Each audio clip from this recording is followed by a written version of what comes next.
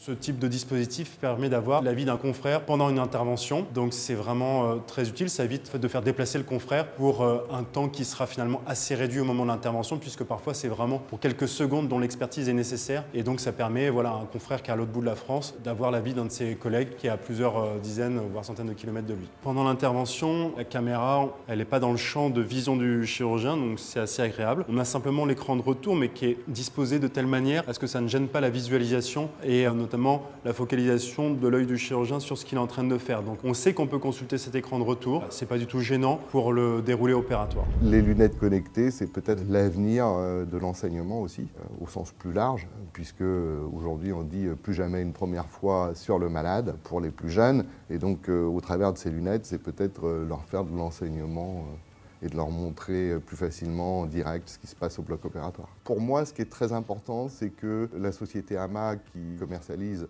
ce système soit basée sur Rennes, et ce qui facilite vraiment l'intercommunication. Et je pense qu'en étant dans la même ville, ça a du sens que cette collaboration se fasse avec le CHU de Rennes au travers de notre service, mais aussi du service de chirurgie cardiovasculaire et thoracique, comme c'est le cas avec le docteur Kaladji.